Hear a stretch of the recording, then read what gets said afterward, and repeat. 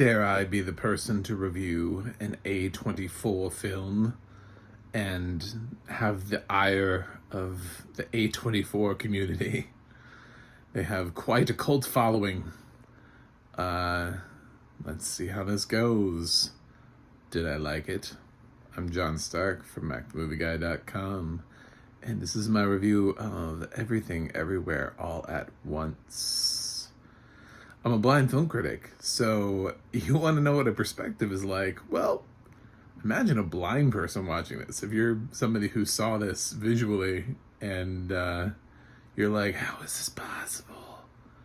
It's because there's a little thing called audio description with mad love and a shout out to Laura Post and her team for this audio description. Oh my God, this is one.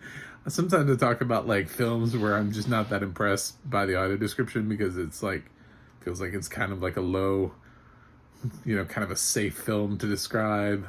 This film is nuts.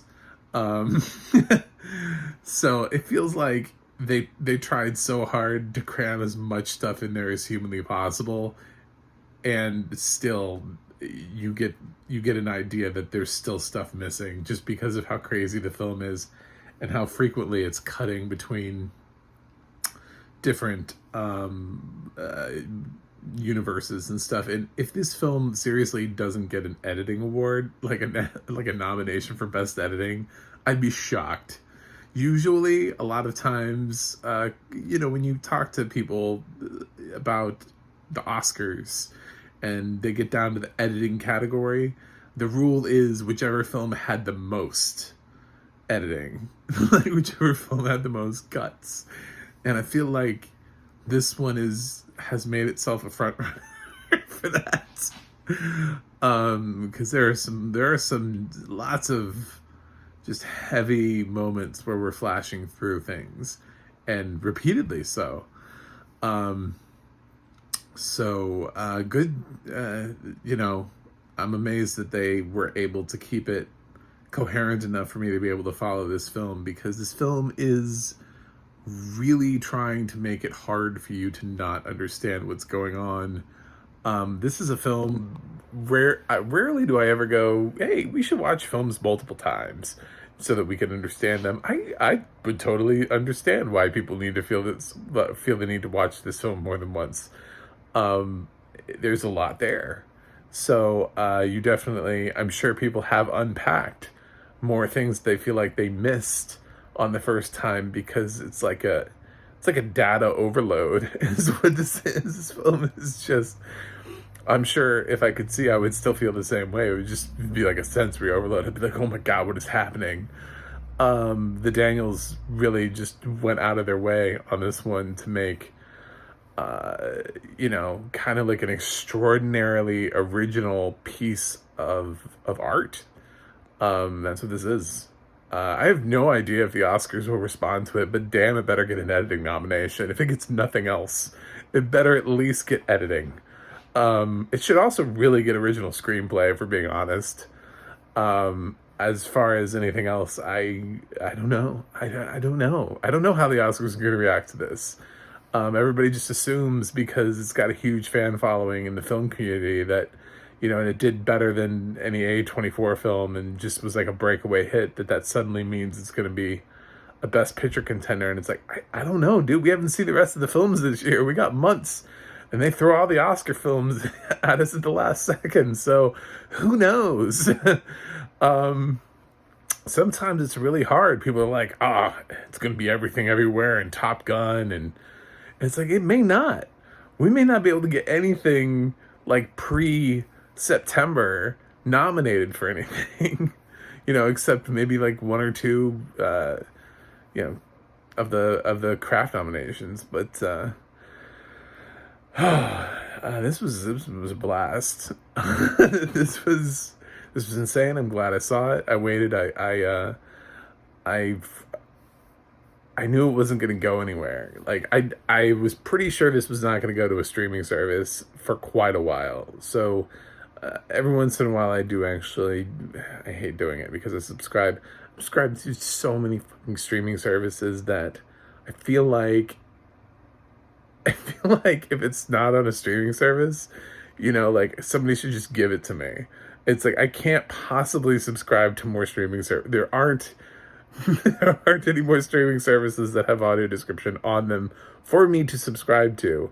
And if the other streaming services added audio description, I would probably subscribe to them. So I'm kind of maxed out on services.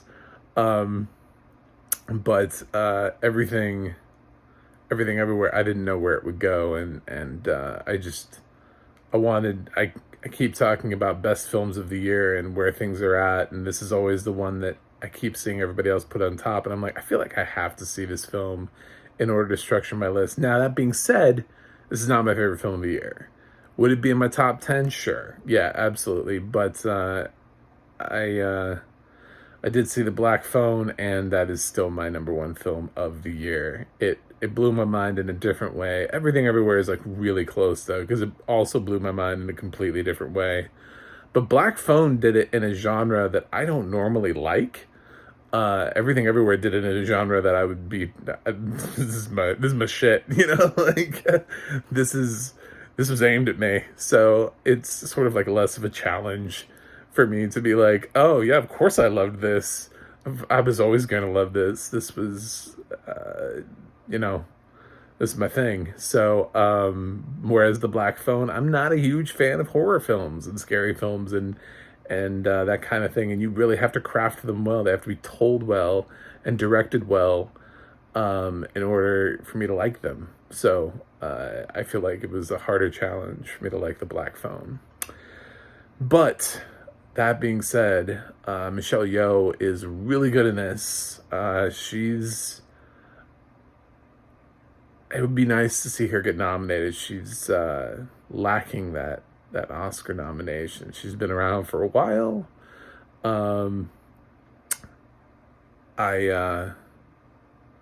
She's also not my favorite performance of the year in the Best Actress category, so it's tough for me to say she should make it. I did like Emma Thompson more in Good Luck to You, Leo Grande.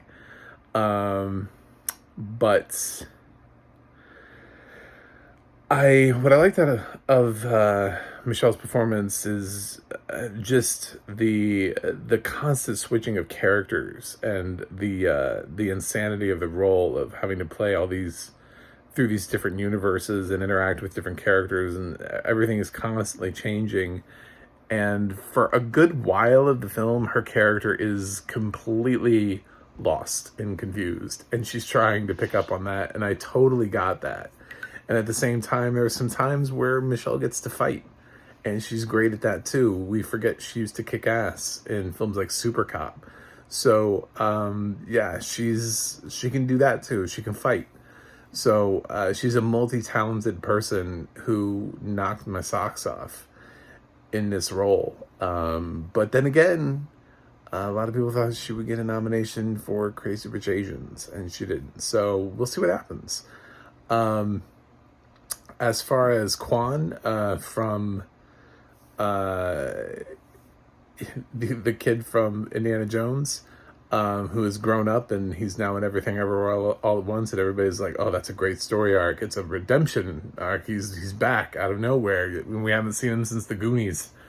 And it's like, okay, I agree, but yeah, it's kind of still Michelle Yeoh's film, but I thought he did a great job, and Stephanie Hsu has scenes where she does great work, and other scenes where I kind of felt like it was just, she was just kind of there. But I think that's kind of the point, is that the film evolves into her character rather than her character evolving with the film.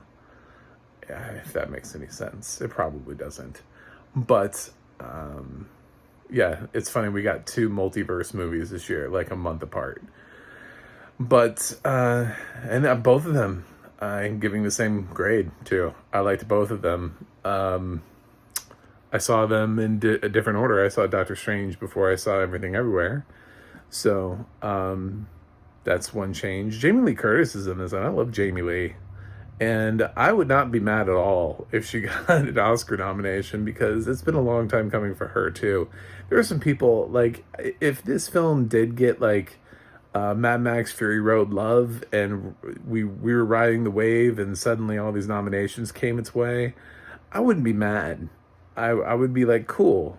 Jamie Lee Curtis is an Oscar nominee. That feels right. You know, it feels like time well spent.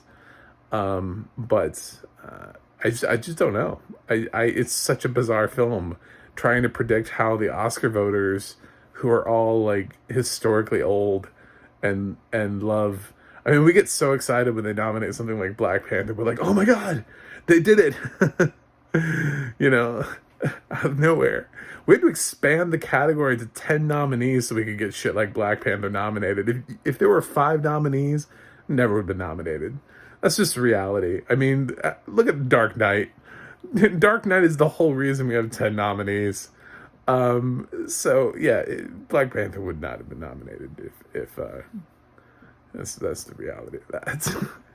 If they were limited to 5 nominees, it would have been 5 films you never heard of and nobody ever saw, and all grossed under $10 million at the box office. But